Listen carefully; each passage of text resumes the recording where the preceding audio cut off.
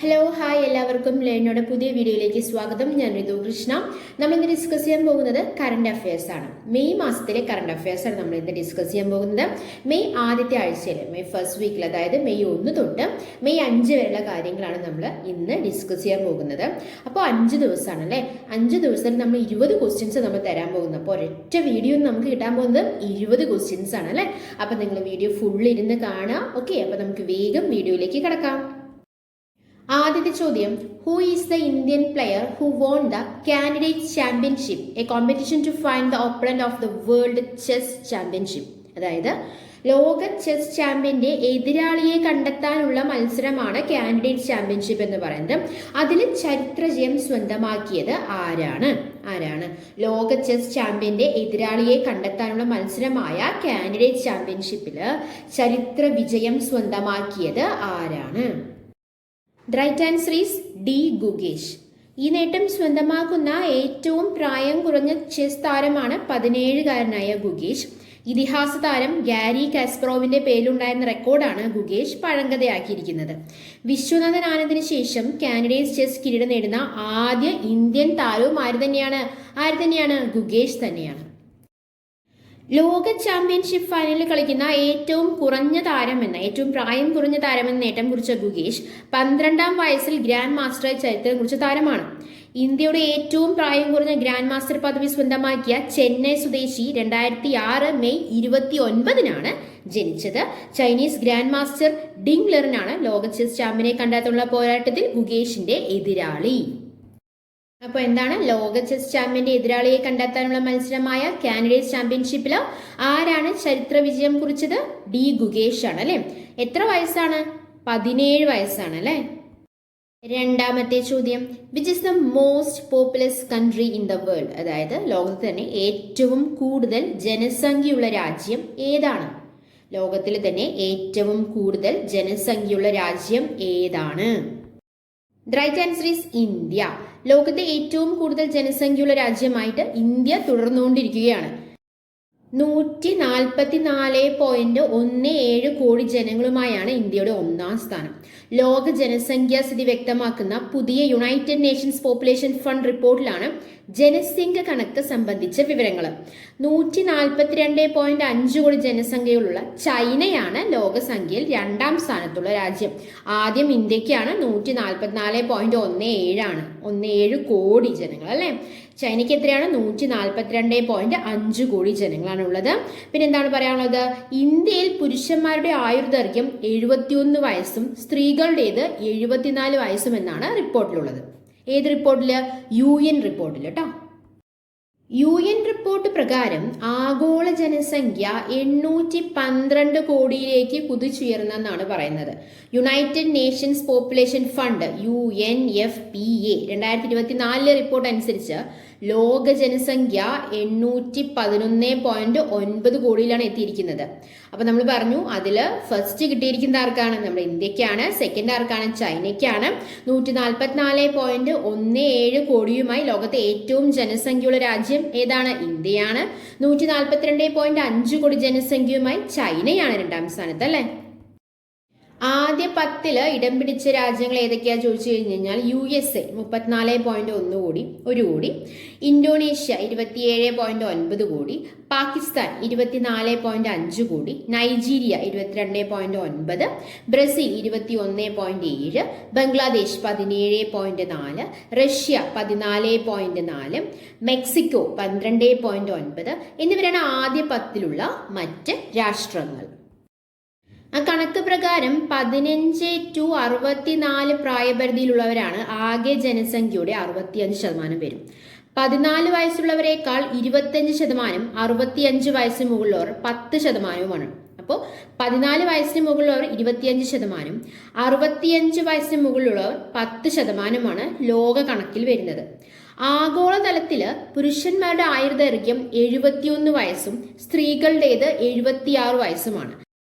ഇതിലെ ഏറ്റവും സങ്കടകരമായ ഒരു കണക്ക് എന്താന്ന് പറഞ്ഞു കഴിഞ്ഞാൽ 200 കോടി ജനങ്ങൾ പട്ടിണി നേരിടുമ്പോൾ ലോകത്ത് ഒരു വർഷം പാഴാക്കുന്ന ഭക്ഷണം 100 കോടി മെട്രിക് ടൺ ആണ്. പട്ടിണി നേരിടുന്ന 200 കോടി ജനങ്ങൾക്കും എല്ലാ ദിവസവും ഓരോ നേരം കൊടുക്കാൻ കഴിയുന്നത്ര ഭക്ഷണമാണ് നമ്മൾ പാഴാക്കി കളയുന്നത്. അപ്പൊ നമ്മളിപ്പോൾ എന്താണ് പറഞ്ഞത്? ലോകത്തെ ഏറ്റവും കൂടുതൽ ജനസംഖ്യയുള്ള രാജ്യമായിട്ട് ഇന്ത്യ തുടർന്നുകൊണ്ടിരിക്കുകയാണ് അല്ലേ. രണ്ടാം സ്ഥാനം ആർക്കാണ്? ചൈനയ്ക്കാണ് അല്ലേ.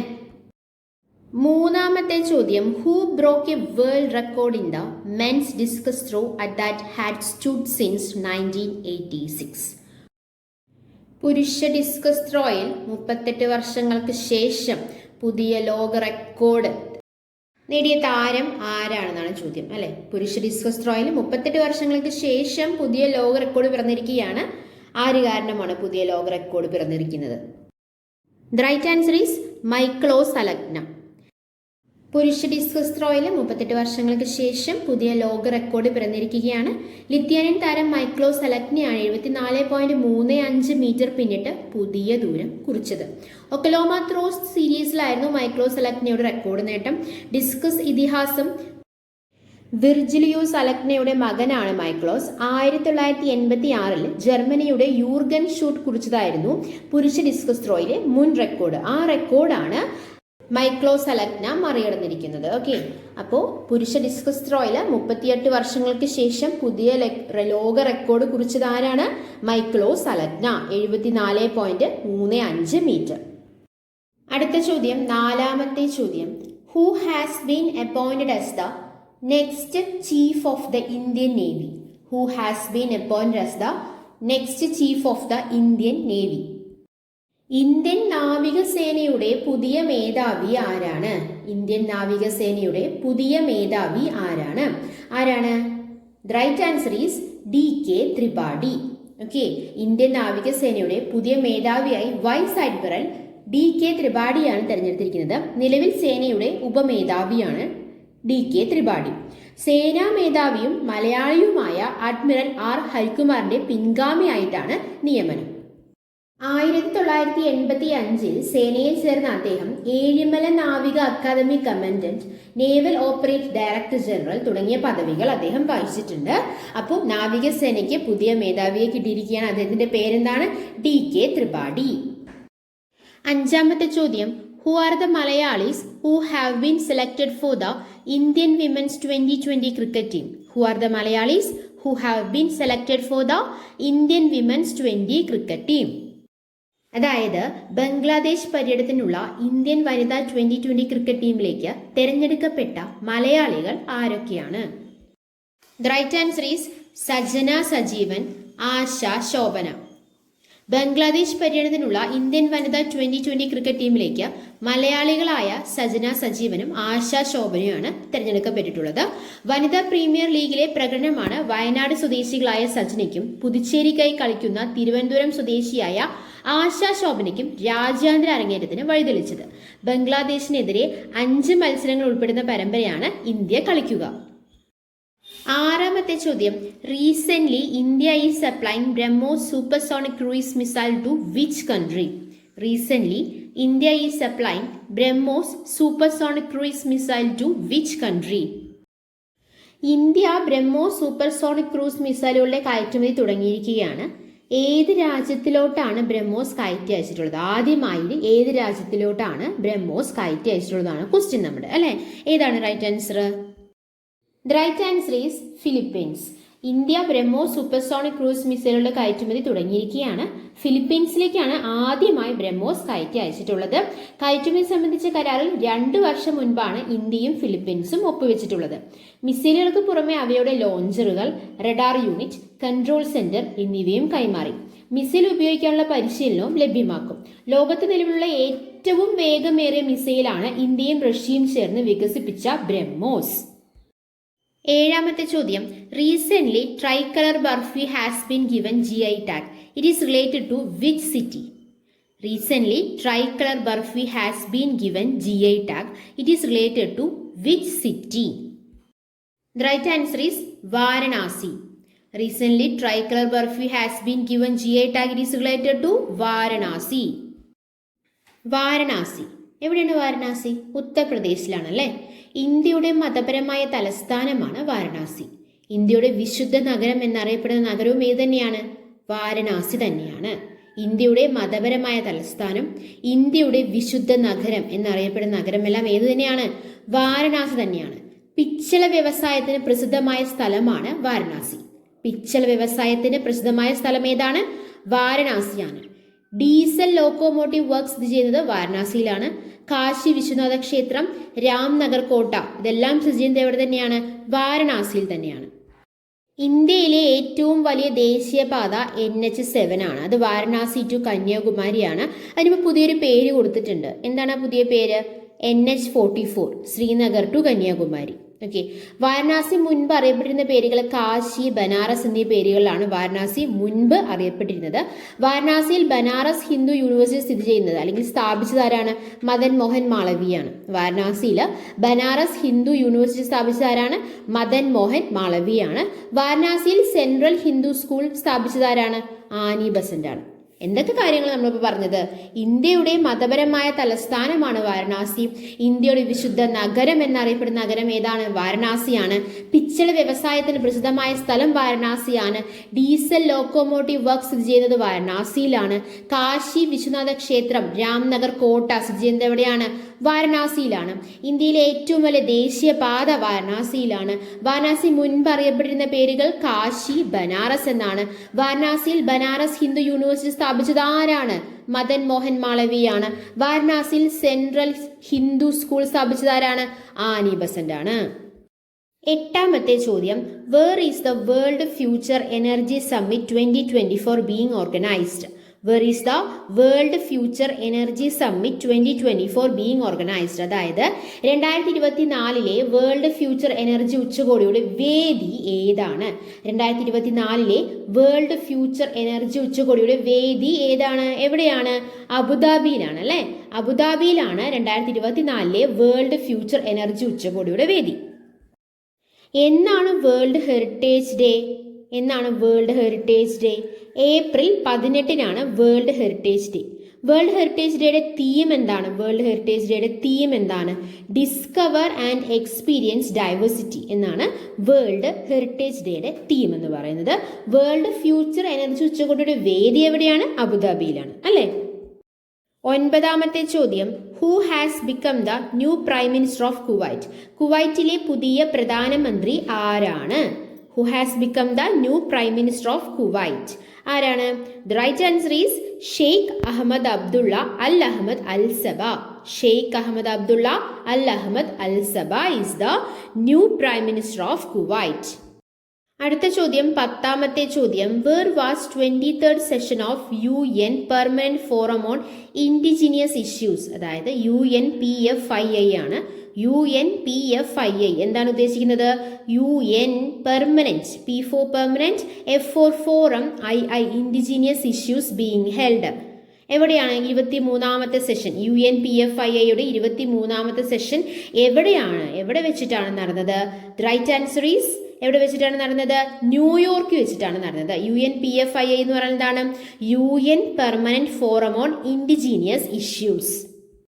11ാമത്തെ ചോദ്യം, what is the theme of World Liver Day 2024? What is the theme of World Liver Day 2024? World Liver ഡേയുടെ തീം എന്താണ്? 2024 തീം എന്താണെന്നാണ് ചോദ്യം. എന്താണ് റൈറ്റ് ആൻസർ? എന്താണ്? Keep your liver healthy and disease free. Keep your liver healthy and disease free is the theme of World Liver Day 2024. ഇതിനു മുന്നേ നമ്മൾ കുറച്ച് ഡേയ്സ് നമ്മൾ പഠിച്ചിട്ടുണ്ടായിരുന്നല്ലോ. ഏതൊക്കെ ഡേയ്സ് നമ്മൾ പഠിച്ചത്? വേൾഡ് ഹെറിറ്റേജ് ഡേ എന്നാണ് നമ്മൾ പഠിച്ചത് അല്ലേ? വേൾഡ് ഹെറിറ്റേജ് ഡേ എന്നാണ് ഏപ്രിൽ 18 നമ്മൾ പറഞ്ഞു. അതിന്റെ തീം എന്തായിരുന്നു? What was the theme of world Heritage day? Discover and experience diversity. Discover and experience diversity എന്നുള്ളതായിരുന്നു വേൾഡ് ഹെറിറ്റേജ് ഡേയുടെ തീം. അത് എന്നായിരുന്നു? ഏപ്രിൽ പറയൂ. ഏപ്രിൽ 18 അല്ലേ? വേൾഡ് ലിവർ ഡേയുടെ തീം എന്താണ്? Keep your liver healthy and disease free. നമ്മൾ പറഞ്ഞു ഏപ്രിൽ 18 എന്ത്? വേൾഡ് ഹെറിറ്റേജ് ഡേ എന്ന് നമ്മൾ പറഞ്ഞു. വേൾഡ് ലിവർ ഡേയുടെ തീമാണ് നമ്മൾ പറഞ്ഞത്. വേൾഡ് ലിവർ ഡേ എന്നാണ് നമ്മൾ പറഞ്ഞില്ല. വേൾഡ് ലിവർ ഡേ എന്നാണ്? April 19. April 18 World Heritage Day, April 19 World Liver Day. Clear അല്ലേ? April 18 World Heritage Day, April 19 World Liver Day. World Heritage ഡേയുടെ തീം എന്താണ്? Discover and experience diversity. World Liver ഡേയുടെ theme എന്താണ്? Keep your liver healthy and disease free. 12ാമത്തെ ചോദ്യം, Dragonfly rotorcraft mission on Saturn moon Titan recently seen news is associated with the which space organization? Dragonfly rotorcraft mission Saturn's moon Titan recently seen news is associated with the which space organization? The right answer is NASA. Okay, Dragonfly rotorcraft mission on Saturn's moon Titan recently seen news is associated with the NASA. അടുത്ത ചോദ്യം 13ാമത്തെ ചോദ്യം, what is Gaia BH3 recently seen news? Gaia BH3 GAIA-BH3 recently seen news. അത് എന്താണ് സാധനം? എന്താണത്? It is a most massive non stellar black hole in Milky Way galaxy. അപ്പോൾ എന്താണ് Gaia BH3 എന്ന് പറയുന്നത്? ഒരു ബ്ലാക്ക് ഹോൾ ആണല്ലേ. Most massive non stellar black hole in Milky Way galaxy. 14ാമത്തെ ചോദ്യം, recently which country has become the first country to roll out a vaccine for meningitis? മെനിങ്കിറ്റിസിന് വേണ്ടിയിട്ട് ഒരു വാക്സിൻ കണ്ടുപിടിച്ച രാജ്യം ഏതാണെന്നാണ് ചോദ്യം. Recently which country has become the first country to roll out a vaccine for meningitis? ഏത് രാജ്യമാണ്? The right answer is Nigeria. Okay, Nigeria become the first country to roll out a vaccine for മെനിങ്കിറ്റിസ്.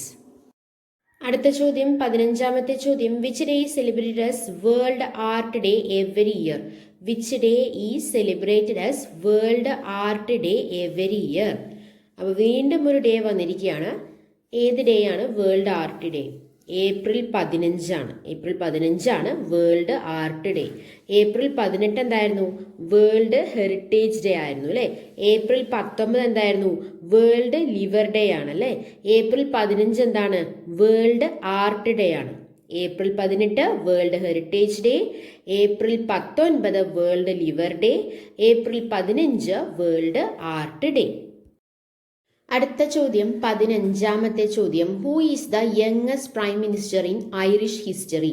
Who is the youngest prime minister in Irish history? അതായത് അയർലൻഡിലെ ചരിത്രത്തിലെ ഏറ്റവും പ്രായം കുറഞ്ഞ പ്രധാനമന്ത്രി ആരാണ്? Youngest prime minister. അയർലൻഡിലെ ചരിത്രത്തിലെ ഏറ്റവും പ്രായം കുറഞ്ഞ പ്രധാനമന്ത്രി ആരാണ്? The right answer is Simon Harris. 37 വയസ്സുള്ള സൈമൺ ഹാരിസ് ആണ് അയർലൻഡിലെ ചരിത്രത്തിലെ ഏറ്റവും പ്രായം കുറഞ്ഞ പ്രധാനമന്ത്രി. അയർലൻഡിന്റെ ചരിത്രത്തിലെ ഏറ്റവും പ്രായം കുറഞ്ഞ പ്രധാനമന്ത്രി സ്ഥാനമേറ്റതോടെ ലോകത്തെ യുവരാജ്യങ്ങളിൽ ഒന്നായിരിക്കുകയാണ് ഈ രാജ്യം. കോവിഡ് തരംഗത്തെ അയർലൻഡ് വിജയകരമായി അതിജീവിച്ചതിന് പിന്നിൽ പ്രവർത്തിച്ച മുൻ ആരോഗ്യ ഉന്നത വിദ്യാഭ്യാസ മന്ത്രി കൂടിയായിരുന്നു. രാജ്യത്തിന്റെ 16ാം പ്രധാനമന്ത്രിയെ തെരഞ്ഞെടുക്കപ്പെട്ട 37കാരൻ സൈമൺ ഹാരിസ്. അപ്പോൾ സൈമൺ ഹാരിസ് ആരായിരുന്നു? മുൻ ആരോഗ്യ ഉന്നത വിദ്യാഭ്യാസ മന്ത്രി കൂടിയായിരുന്നു. രാജ്യത്തിന്റെ 16ാം പ്രധാനമന്ത്രിയായി തെരഞ്ഞെടുക്കപ്പെട്ട സൈമൺ ഹാരിസ് എത്ര വയസ്സാണ്? 37 വയസ്സാണ്. അയർലൻഡ് ചരിത്രത്തിലെ ഏറ്റവും പ്രായം കുറഞ്ഞ പ്രധാനമന്ത്രിയും കൂടിയാണ് ആര്? Simon Harris.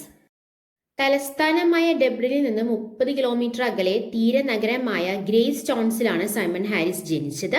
പിതാവ് ടാക്സി ഡ്രൈവറും മാതാവ് സ്പെഷ്യൽ സ്കൂൾ ജീവനക്കാരിയുമായിരുന്നു.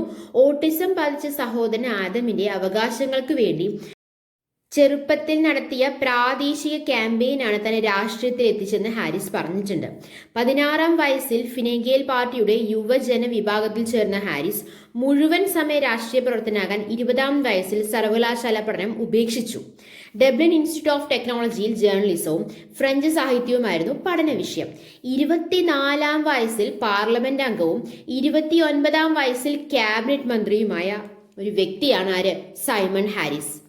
2.4 ലക്ഷം യൂറോയാണ് അയർലൻഡ് പ്രധാനമന്ത്രിയുടെ വാർഷിക ശമ്പളം. അതായത് 2.16 കോടി രൂപ.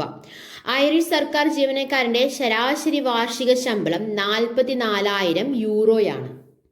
17ാമത്തെ ചോദ്യം, who is the recently diseased Nobel prize winner who predicted the possibility of the fundamental particle Higgs boson? അടിസ്ഥാന കണികയായ ഹിഗ്സ് ബോസോണിന്റെ സാധ്യത പ്രവചിച്ച ഈയിടെ അന്തരിച്ച നോബൽ പ്രൈസ് ജേതാവ് ആരാണെന്നുള്ളതാണ് ചോദ്യം. അടിസ്ഥാന കണികയായ ഹിഗ്സ് ബോസോണിന്റെ സാധ്യത പ്രവചിച്ച ഈയിടെ അന്തരിച്ച നോബൽ പ്രൈസ് ജേതാവ് ആരാണ്? The right answer is W. Higgs. അടിസ്ഥാന കണികയായ ഹിഗ്സ് ബോസോണിന്റെ സാധ്യത പ്രവചിച്ച ഇംഗ്ലീഷ് നോബൽ ജേതാവ് പീറ്റർ ഡബ്ല്യു ഹിഗ്സ് 94 വയസ്സായിരുന്നു. ഏപ്രിൽ 9 അന്തരിച്ചത്. ദ്രവ്യത്തിന് പിണ്ഡം നൽകുന്ന ഹിഗ്സ് ബോസോൺ എന്ന ദൈവകണത്തെക്കുറിച്ചുള്ള പഠനത്തിനാണ് ഹിഗ്സും ബെൽജിയം സ്വദേശി ഫ്രാൻസോ ഇഗ്ലട്ടും 2013 ഭൗതികശാസ്ത്ര നോബൽ നേടിയത്. ഹിഗ്സ് ബോസോൺ കണത്തിന്റെ സാധ്യത ഹിഗ്സ് മുന്നോട്ട് വെച്ചത് 1964 1924 ഇന്ത്യൻ ശാസ്ത്രജ്ഞൻ സത്യേന്ദ്രനാഥ് ബോസ് രൂപം നൽകിയ ബോസോൺ കണികാ സിദ്ധാന്തമാണ് ഇതിനടിസ്ഥാനമായത്. ജനീവയിൽ European organisation for nuclear research ആസ്ഥാനത്ത് ഭൂമിക്കടിയിൽ സ്ഥാപിച്ചിരുന്ന ലാൻഡ് ഹാഡ്രൺ കൊളൈഡറിൽ നടത്തിയ പരീക്ഷണങ്ങളാണ് ദൈവകണത്തിന്റെ അസ്തിത്വം 2012 തെളിയിച്ചത്. തുടർന്നാണ് ഇതിന് ഹിഗ്സ് ബോസോൺ എന്ന പേരും നൽകിയത്. അങ്ങനെ അടിസ്ഥാന കണികയായ ഹിഗ്സ് ബോസോണിന്റെ സാധ്യത പ്രവചിച്ച ഇംഗ്ലീഷ് നോബൽ ജേതാവ് ആരാണ്? Peter W Higgs. അടുത്ത ചോദ്യം 18ാമത്തെ ചോദ്യം. Who hold the record for being the oldest number 1 player in single tennis history? Who hold the record for being the oldest number 1 player in single tennis history? അതായത് singles tennis ചരിത്രത്തിലെ ഏറ്റവും പ്രായമേറിയ 1ാം റാങ്കുകാരൻ എന്ന record നേടിയ താരം ആരാണ്? എന്താണ് singles tennis ചരിത്രത്തിലെ ഏറ്റവും പ്രായമേറിയ 1ാം റാങ്കുകാരൻ എന്ന റെക്കോർഡ് നേടിയ താരം ആരാണ്? The right answer is Novak Djokovic. Singles tennis ചരിത്രത്തിലെ ഏറ്റവും പ്രായമേറിയ 1ാം റാങ്കുകാരൻ എന്ന റെക്കോർഡ് നേടിയ താരം ആരാണ്? നൊവാക് ജോക്കോവിച്ച് ആണ്. ടെന്നീസ് റാങ്കിങ്ങിൽ ഏറ്റവും കൂടുതൽ ആഴ്ചക്കാലം 1ാം റാങ്ക് സ്വന്തമാക്കിയതിന്റെ റെക്കോർഡും ഇദ്ദേഹത്തിന്റെ പേരിലാണ്. ടെന്നീസ് റാങ്കിങ്ങിൽ ഏറ്റവും കൂടുതൽ ആഴ്ചക്കാലം 1ാം റാങ്ക് സ്വന്തമാക്കിയതിന്റെ റെക്കോർഡും നൊവാക് ജോക്കോവിച്ചിന്റെ പേരിലാണ്. നമ്മൾ പറഞ്ഞു സിംഗിൾസ് ടെന്നീസ് ചരിത്രത്തിലെ ഏറ്റവും പ്രായമേറിയ 1ാം റാങ്കുകാരൻ എന്ന റെക്കോർഡ് സെർബിയൻ താരം നൊവാക് ജോക്കോവിച്ച് സ്വന്തമാക്കിയെന്ന് നമ്മൾ പറഞ്ഞു. സ്വിറ്റ്സർലൻഡിലെ ഇതിഹാസ താരം റോജർ ഫെഡററുടെ പേരിലായിരുന്ന റെക്കോർഡായിരുന്നു ഇത്. 36 വയസ്സും 321 ദിവസം പ്രായമുള്ള ജോക്കോവിച്ച് മറികടന്നത്. കൂടുതൽ ആഴ്ചക്കാലം 1ാം റാങ്ക് സ്വന്തമാക്കിയ റെക്കോർഡും ജോക്കോവിച്ചിന്റെ പേരിലാണ് നമ്മൾ പറഞ്ഞു. വനിതാ താരം സ്റ്റെഫി ഗ്രാഫിനെയാണ് ഇക്കാര്യത്തിൽ ജോക്കോവിച്ച് മറികടന്നത്. 377 ആഴ്ച. 19ാമത്തെ ചോദ്യം. Who is the oldest living man? ജീവിച്ചിരിക്കുന്നവരിൽ ഏറ്റവും പ്രായമേറിയ പുരുഷൻ എന്ന റെക്കോർഡ് നേടിയത് ആരാണ്? ജീവിച്ചിരിക്കുന്നവരിൽ ഏറ്റവും പ്രായമേറിയ പുരുഷൻ എന്ന റെക്കോർഡ് നേടിയത് ആരാണ്? The right answer is John Alfred. ജീവിച്ചിരിക്കുന്നവരിൽ ഏറ്റവും പ്രായമേറിയ പുരുഷൻ എന്ന റെക്കോർഡ് ഇംഗ്ലണ്ടിലെ ജോൺ ആൽഫ്രഡ് ആണ് നേടിയത്. ജപ്പാനിലെ ഗിസാബുറെ സൊനോബ അന്തരിച്ചതോടെയാണ്, അതായത് 112 വയസ്സുള്ള ഒരു അപ്പൂപ്പൻ അന്തരിച്ചതിലൂടെയാണ് 111 വയസ്സുള്ള ഇദ്ദേഹത്തിന് ആ റെക്കോർഡ് മറികടക്കാനായിട്ട് സാധിച്ചത്. എന്നാൽ ജീവിച്ചിരിക്കുന്നവരിലെ ഏറ്റവും പ്രായമേറിയ വ്യക്തി സ്പെയിനിലെ മരിയ ബെന്യാസ് മൊറേറയാണ്. 117 വയസ്സ്. 20ാമത്തെ ചോദ്യം. Election commission of India initiated mission 414 in which state to boost voter turnout in polling stations? Election commission of India initiated mission 414 in which state to boost voter turnout in polling stations? എന്താണ് ഈ ചോദ്യത്തിന്റെ അർത്ഥം? Polling സ്റ്റേഷനുകളിലെ voting ശതമാനം വർദ്ധിപ്പിക്കുന്നതിനായി Indian തെരഞ്ഞെടുപ്പ് commission mission 414 ആരംഭിച്ചിരുന്നു. അത് ഏത് സ്റ്റേറ്റിലാണ്, ഏത് സംസ്ഥാനത്താണ് അത് ആരംഭിച്ചത്? പോളിംഗ് സ്റ്റേഷനുകളിലെ വോട്ടിംഗ് ശതമാനം വർദ്ധിപ്പിക്കുന്നതിനായി ഇന്ത്യൻ തെരഞ്ഞെടുപ്പ് കമ്മീഷൻ മിഷൻ 414 ആരംഭിച്ചത് ഏത് സംസ്ഥാനത്താണെന്നാണ് ചോദ്യം. ഏത് സംസ്ഥാനത്താണ്? The right answer is Himachal Pradesh. Election Commission of India initiated Mission 414 to boost voter turnout in polling stations in Himachal Pradesh. Himachal പ്രദേശിന്റെ പ്രത്യേകതകൾ എന്തൊക്കെയാണ്? ഇന്ത്യയുടെ ഏറ്റവും വടക്കേ അറ്റത്തുള്ള സംസ്ഥാനമാണ് ഹിമാചൽ പ്രദേശ്, അല്ലെ? ഇന്ത്യയിലെ ആദ്യ പുകവിമുക്ത സംസ്ഥാനവും ഏത് തന്നെയാണ്? ഹിമാചൽ പ്രദേശ് തന്നെയാണ്. പഹാരി ഭാഷ പ്രചാരത്തിലുള്ള ഇന്ത്യൻ സംസ്ഥാനം അത് ഹിമാചൽ പ്രദേശാണ്. ആപ്പിൾ ഉൽപാദനത്തിൽ മുന്നിൽ നിൽക്കുന്ന ഇന്ത്യൻ സംസ്ഥാനവും ഹിമാചൽ പ്രദേശാണ്. ഇന്ത്യയിലെ ആദ്യത്തെ കാർബൺ വിമുക്ത സംസ്ഥാനം, അപ്പോൾ ഇന്ത്യയിലെ ആദ്യത്തെ പുകവിമുക്ത സംസ്ഥാനവും ഇന്ത്യയിലെ ആദ്യത്തെ കാർബൺ വിമുക്ത സംസ്ഥാനവും അത് ഹിമാചൽ പ്രദേശ് തന്നെയാണ്. പ്ലാസ്റ്റിക് ബാഗ് നിരോധിച്ച ആദ്യ സംസ്ഥാനം അത് ഹിമാചൽ പ്രദേശാണ്.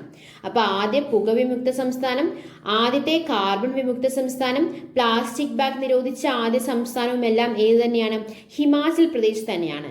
ഈ വിധാൻ മൊബൈൽ ആപ്പ് പുറത്തിറക്കിയ ആദ്യ സംസ്ഥാനവും അത് ഹിമാചൽ പ്രദേശാണ്. അപ്പോൾ ഇന്ത്യയുടെ ഏറ്റവും വടക്കേ അറ്റത്തുള്ള സംസ്ഥാനം, ഇന്ത്യയിലെ ആദ്യ പുകവിമുക്ത സംസ്ഥാനം, പഹാരി ഭാഷ പ്രചാരത്തിലുള്ള ഇന്ത്യൻ സംസ്ഥാനം, ആപ്പിൾ ഉൽപാദനത്തിൽ മുന്നിൽ നിൽക്കുന്ന സംസ്ഥാനം, അല്ലെ ഇന്ത്യയിലെ ആദ്യത്തെ കാർബൺ വിമുക്ത സംസ്ഥാനം, പ്ലാസ്റ്റിക് ബാഗ് നിരോധിച്ച ആദ്യ സംസ്ഥാനം, ഈ വിധാൻ മൊബൈൽ ആപ്പ് പുറത്തിറക്കിയ ആദ്യ സംസ്ഥാനവും അത് ഏത് തന്നെയാണ്? ഹിമാചൽ പ്രദേശ് തന്നെയാണ്. ഹിമാചൽ പ്രദേശിലെ വിശേഷങ്ങൾ എന്തൊക്കെയാണ്? ഇന്ത്യയുടെ ആപ്പിൾ സംസ്ഥാനം എന്നറിയപ്പെടുന്നു, ഇന്ത്യയുടെ പഴക്കൂട എന്നറിയപ്പെടുന്നു, ഇന്ത്യയുടെ പർവ്വത സംസ്ഥാനം എന്നറിയപ്പെടുന്നുണ്ട്, ഋതുക്കളുടെ സംസ്ഥാനം എന്നറിയപ്പെടുന്നുണ്ട്. എന്താണ്? ഇന്ത്യയുടെ ആപ്പിൾ സംസ്ഥാനം, ഇന്ത്യയുടെ പഴക്കൂട, ഇന്ത്യയുടെ പർവ്വത സംസ്ഥാനം, ഋതുക്കളുടെ സംസ്ഥാനം എന്നെല്ലാം അറിയപ്പെടുന്ന ഏത് തന്നെയാണ്? ഹിമാചൽ പ്രദേശ് തന്നെയാണ്. ഹിമാചൽ പ്രദേശിലെ ഏറ്റവും വലിയ നഗരം ഏതാണ്? ഷിംലയാണ്. ഹിമാചൽ പ്രദേശിലെ ഏറ്റവും വലിയ നഗരം ഷിംലയാണ്. അതുകൊണ്ട് തന്നെ ഹിമാചൽ പ്രദേശിന്റെ തലസ്ഥാനം ഏത് തന്നെയാണ്? ഷിംല തന്നെയാണ്. ബ്രിട്ടീഷ് ഇന്ത്യയുടെ വേനൽക്കാല തലസ്ഥാനം എന്നറിയപ്പെടുന്നത് ഷിംലയാണ്. ബ്രിട്ടീഷ് ഇന്ത്യയുടെ വേനൽക്കാല തലസ്ഥാനം എന്നറിയപ്പെടുന്നത് ഷിംലയാണ്. രാഷ്ട്രപതി നിവാസ് എവിടെയാണ് സ്ഥിതി ചെയ്യുന്നത്? ഷിംലയിലാണ്. രാഷ്ട്രപതി നിവാസിന്റെ ആദ്യകാല നാമം എന്താണെന്നറിയാമോ? വൈസ് റീഗൽ ലോഡ്ജ് എന്നാണ്. Viceregal lodge. എന്താണ് പറഞ്ഞത്?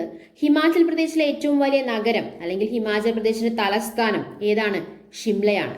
ബ്രിട്ടീഷ് ഇന്ത്യയുടെ വേനൽക്കാല തലസ്ഥാനം എന്നറിയപ്പെടുന്നതും ഷിംല തന്നെയാണ്. രാഷ്ട്രപതി നിവാസ് സ്ഥിതി ചെയ്യുന്നത് ഷിംലയിലാണ്. രാഷ്ട്രപതി നിവാസിന്റെ ആദ്യകാല നാമം എന്താണ്? വൈസ് റീഗൽ ലോഡ്ജ് എന്നാണ്. രാഷ്ട്രപതി നിവാസ് രൂപകൽപ്പന ചെയ്ത ആരാണ്? ഹെൻറി ഇർവിൻ ആണ്. രാഷ്ട്രപതി നിവാസ് രൂപകൽപ്പന ചെയ്ത ആരാണ്? ഹെൻറി ഇർവിൻ ആണ്. ഇന്ത്യൻ ആർമിയുടെ ട്രെയിനിങ് കമാൻഡിന്റെ ആസ്ഥാനവും ഏത് തന്നെയാണ്? ഷിംല തന്നെയാണ്. ഇന്ത്യയിലെ ആദ്യത്തെ ഓട്ടോമാറ്റിക് ടെലിഫോൺ എക്സ്ചേഞ്ച് സ്ഥാപിതമായത് ഷിംലയിലാണ്. ഏഷ്യയിൽ നാഷണൽ ഐസ് സ്കേറ്റിംഗ് റിങ്ക് ഉള്ള ഏക സ്ഥലം അത് ഷിംലയാണ്. രാജ്യത്തിൽ ആദ്യമായി റോട്ടോ വൈറസ് വാക്സിനേഷൻ പ്രോജക്ട് നടപ്പിലാക്കിയ ആദ്യ സംസ്ഥാനം ഏതാണ്? ഹിമാചൽ പ്രദേശാണ്. രാജ്യത്തിൽ ആദ്യമായി റോട്ടോ വൈറസ് വാക്സിനേഷൻ പ്രോജക്ട് നടപ്പിലാക്കിയ ആദ്യ സംസ്ഥാനം അത് ഹിമാചൽ പ്രദേശാണ്. പാരാഗ്ലൈഡിംഗ് ലോകകപ്പിന് ആതിഥേയത്വം വഹിച്ച ആദ്യ സംസ്ഥാനവും ഹിമാചൽ പ്രദേശാണ്. അപ്പൊ ആദ്യ റോട്ടോ വൈറസ് വാക്സിനേഷൻ പ്രോജക്ട് നടത്തിയ ആദ്യ സംസ്ഥാനം ഹിമാചൽ പ്രദേശാണ്. പാരാഗ്ലൈഡിംഗ് ലോകകപ്പിന് ആതിഥേയത്വം വഹിച്ച ആദ്യ സംസ്ഥാനം ഏത് തന്നെയാണ്? ഹിമാചൽ പ്രദേശ് തന്നെയാണ്. ആംബുലൻസ് സർവീസിനായി മൊബൈൽ ആപ്ലിക്കേഷൻ ഏർപ്പെടുത്തിയ ആദ്യ സംസ്ഥാനം അത് ഹിമാചൽ പ്രദേശാണ്. ആംബുലൻസ് സർവീസിനായി മൊബൈൽ ആപ്ലിക്കേഷൻ ഏർപ്പെടുത്തിയ ആദ്യ സംസ്ഥാനം ഏതാണ്? ഹിമാചൽ പ്രദേശാണ്. പ്രൈമറി സ്കൂൾ തല വിദ്യാഭ്യാസ നിലവാരം ഉയർത്തുന്നതിനായി ഹിമാചൽ പ്രദേശ് ഗവൺമെന്റ് ആരംഭിച്ചൊരു പദ്ധതി ഉണ്ടായിരുന്നു. ആ പദ്ധതിയുടെ പേരെന്താണ്? പ്രേരണ. പ്രൈമറി സ്കൂൾ തല വിദ്യാഭ്യാസ നിലവാരം ഉയർത്തുന്നതിനായി ഹിമാചൽ പ്രദേശ് ഗവൺമെന്റ് ആരംഭിച്ച പദ്ധതി ഏതാണ്? പ്രേരണ. അതുപോലെ തന്നെ പാതയോരങ്ങൾ LED വൽക്കരിക്കുന്നതിനായി ഹിമാചൽ പ്രദേശ് ഗവൺമെന്റ് ഏർപ്പെടുത്തിയ പദ്ധതിയാണ് റിഷ്ത. RISHTA. റിഷ്ത. പാതയോരങ്ങൾ LED വൽക്കരിക്കുന്നതിനായി ഹിമാചൽ പ്രദേശ് ഗവൺമെന്റ് ഏർപ്പെടുത്തിയ പദ്ധതിയുടെ പേരെന്താണ്? റിഷ്ത എന്നാണ്. ഇന്ത്യയിൽ സ്റ്റേറ്റ് ഡേറ്റാ സെന്റർ ആരംഭിക്കുന്ന ആദ്യ സംസ്ഥാനം അത് ഹിമാചൽ പ്രദേശാണ്. അത് മാത്രമല്ല എല്ലാ ബൂത്തുകളിലും VVPAT സംവിധാനത്തോടെയുള്ള വോട്ടിംഗ് മെഷീൻ ഉപയോഗിച്ച് ആദ്യമായി തെരഞ്ഞെടുപ്പ് നടന്ന സംസ്ഥാനവും അത് ഹിമാചൽ പ്രദേശാണ്. എന്താണ്? എല്ലാ ബൂത്തുകളിലും VVPAT സംവിധാനത്തോടെയുള്ള വോട്ടിംഗ് മെഷീൻ ഉപയോഗിച്ച് ആദ്യമായി തെരഞ്ഞെടുപ്പ് നടന്ന സംസ്ഥാനം അത് ഏതാണ്? ഹിമാചൽ പ്രദേശാണ്.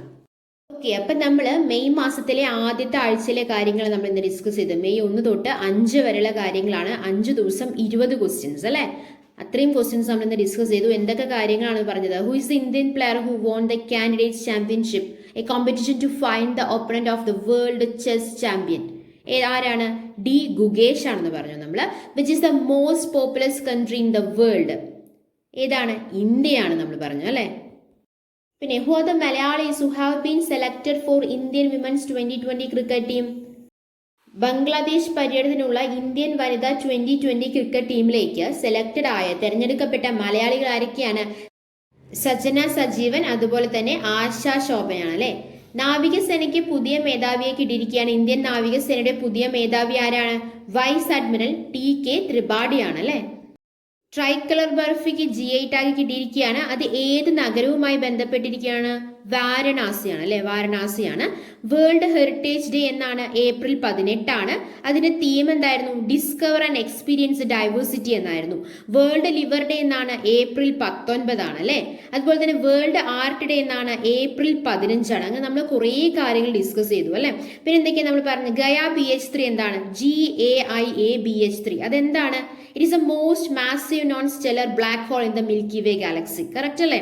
അങ്ങനെ നമ്മൾ കുറെ കാര്യങ്ങൾ ഡിസ്കസ് ചെയ്തെടുത്ത കാര്യങ്ങളെല്ലാം നിങ്ങൾക്ക് വളരെ വ്യക്തമായി മനസ്സിലാണെന്ന് പ്രതീക്ഷിക്കുന്നു. മനസ്സിലായിട്ടുണ്ടെങ്കിൽ നമ്മൾ എഴുതുന്നുള്ള ചാനൽ സബ്സ്ക്രൈബ് ചെയ്യുക, സപ്പോർട്ട് ചെയ്യുക. Thanks for your time. By.